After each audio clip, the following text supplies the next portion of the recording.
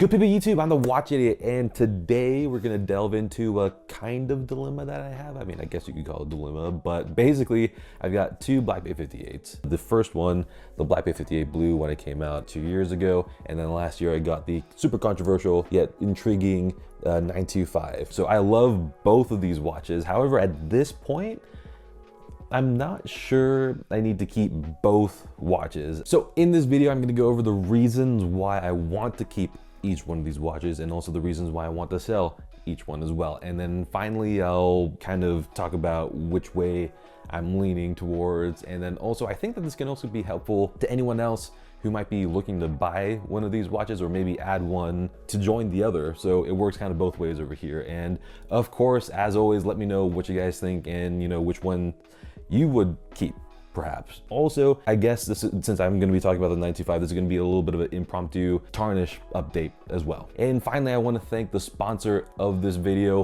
Skillshare. I mean, it is so cool and so awesome to have you guys on board. It really means a lot. And yeah, more about Skillshare later on in the video. So yeah, let's just get into it.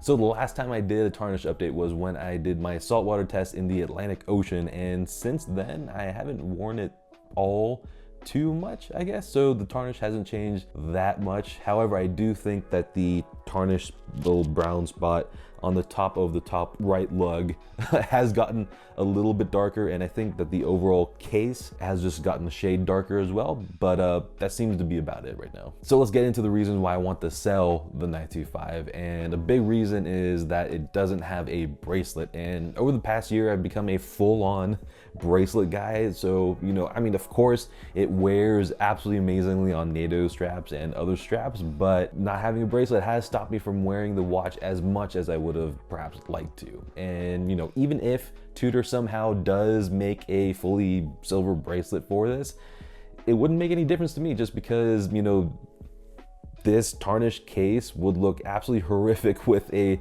super bright, super clean silver bracelet. Another reason why I want to sell is the reduced versatility of this watch now that the entire case has darkened up, but only to the point that it looks, lightly goldenish, I guess. So when the watch was absolutely brand new, it was super versatile. It looked really cool because it was all neutral. However, now that there's a clash of warm and cool tones, it kind of makes it tough to match well with straps.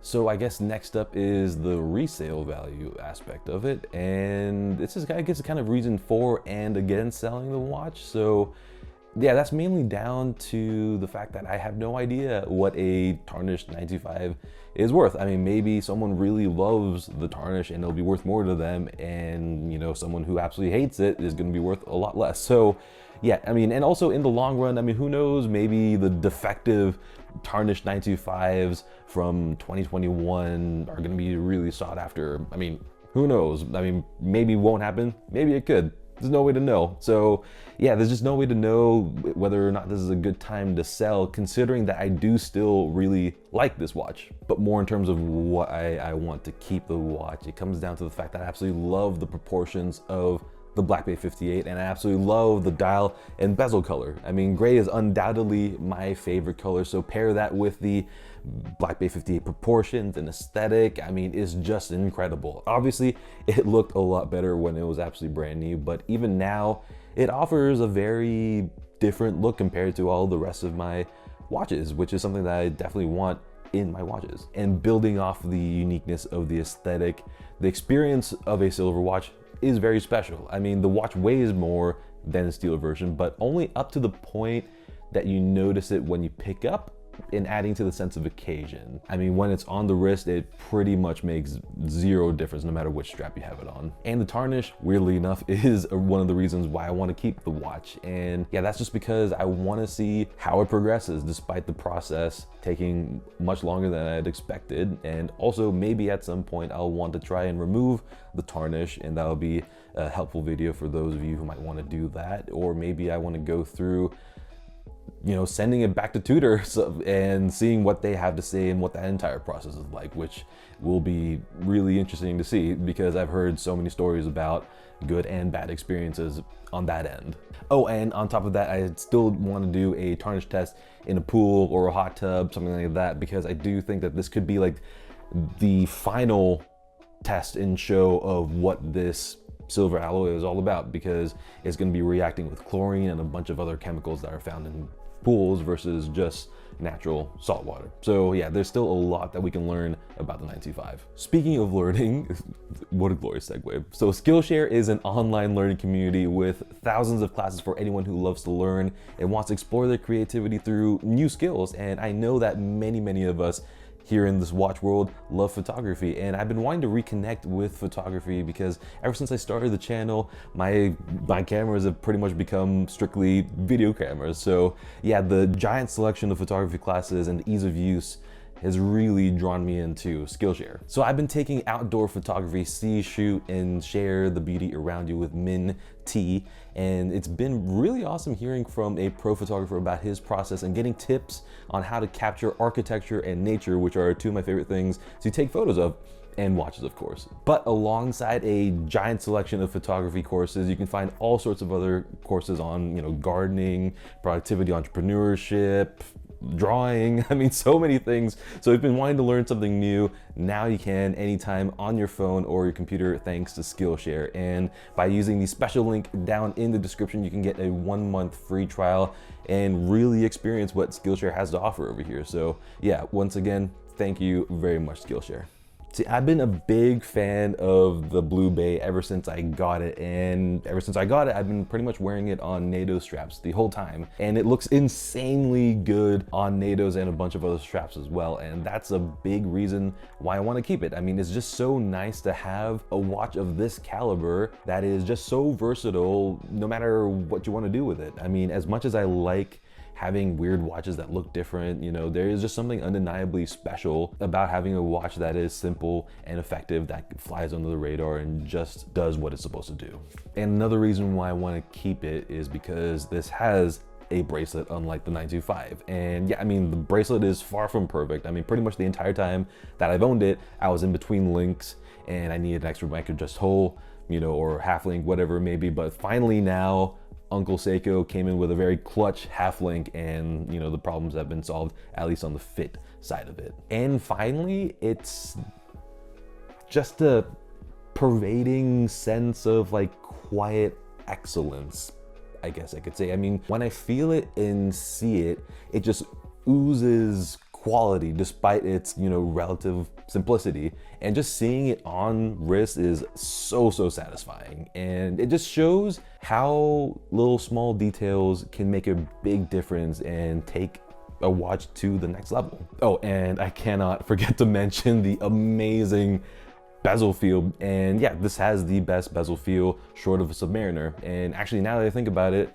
I think it's actually better than the Pelagos bezel feel. The Pelagos is still absolutely incredible, but yeah, there's just like this edge of like butteriness when you're moving in between the clicks. I mean, it's just an absolute joy.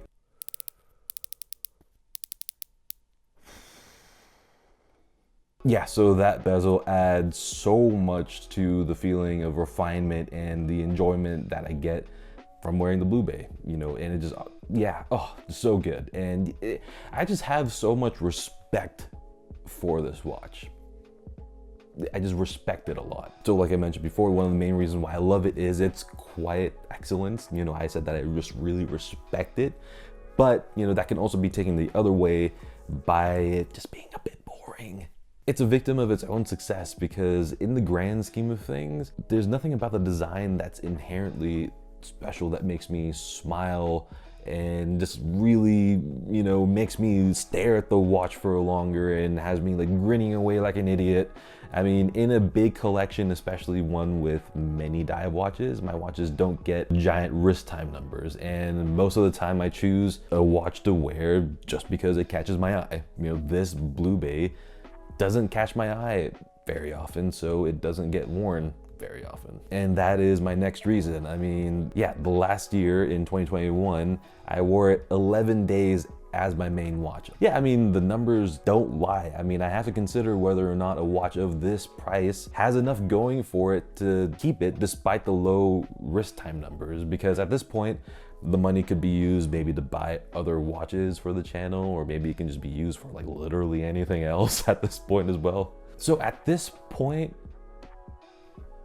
I mean, I really have like, oh God. I mean, I really don't know what I'll end up doing. I mean, I'm sure many of you are all too familiar with this constant back and forth of, you know, should I sell it? Should I not sell it? Should I buy it? Should I not buy it? All that stuff over here. I mean, like, there's just like so many different factors playing into this decision beyond what I just went over. However, at this point, I think I am leaning towards selling the Blue Bay, I guess. And I mean, that's really just mainly down to the fact that I don't wear it very often. And I have to think that, okay, if I'm not wearing it very often, is it worth enough to me to have all this money locked away in a watch that I don't wear that often? There's got to be something really special, right?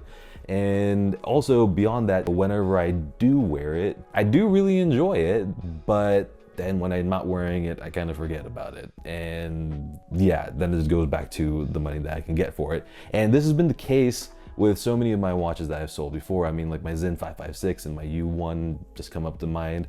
I mean, I loved wearing those watches when I wore it, but I didn't wear it very often, and I didn't really feel the need to wear it that often. But it just made it a little bit more difficult because I really loved wearing it when I did wear it. So I'm going in circles right now.